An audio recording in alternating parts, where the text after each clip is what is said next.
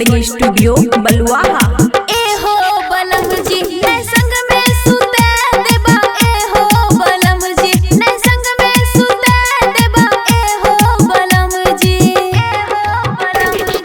गोरे गोरे गलिया नै छुवे देबा, ए हो बलम जी नै संग में सुते देबा, ए हो बलम जी। DJ good Madhubani, DJ good Madhubani, DJ good Madhubani.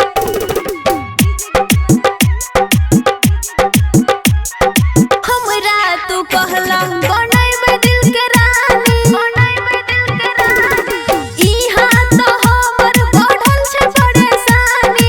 हमरा तू कहला बनैबे दिल के रानी, इहा तो हमर बढ़ल छै परेशानी।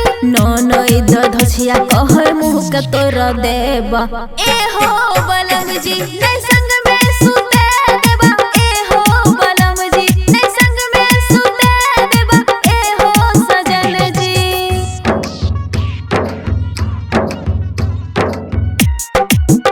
खुशी रिकॉर्डिंग स्टूडियो बलुआहा।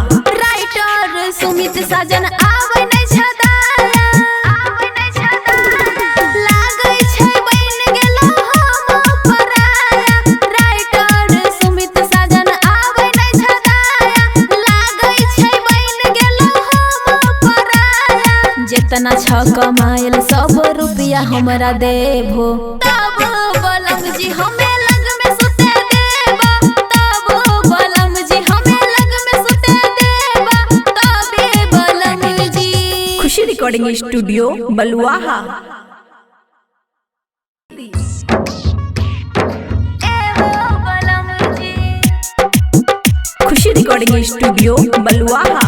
ए हो बलम जी नै संग में सुते देबा, ए हो बलम जी नै संग में सुते देबा, ए हो बलम जी, ए हो बलम जी, गोरे गोरे गलिया नै छुवे देबा, ए हो बलम जी नै संग में सुते देबा, ए हो बलम जी।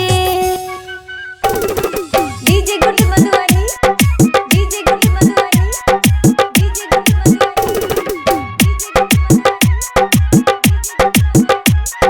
हमरा तू कहला बनैबे दिल के रानी, बनैबे दिल के रानी, इहा तो हमर बढ़ल छै परेशानी।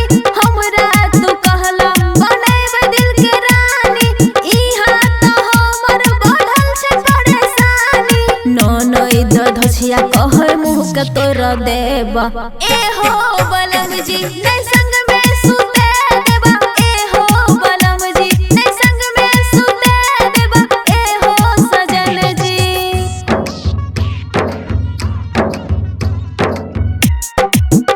खुशी रिकॉर्डिंग स्टूडियो बलुआहा। राइटर सुमित साजन आबै नै छदाया, आबै नै छदाया, लागै छै बन गेलो हम पराया।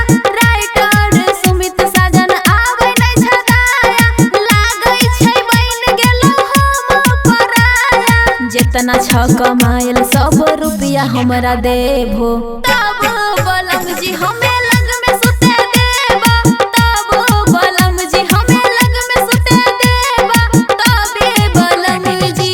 खुशी रिकॉर्डिंग स्टूडियो बलुआहा।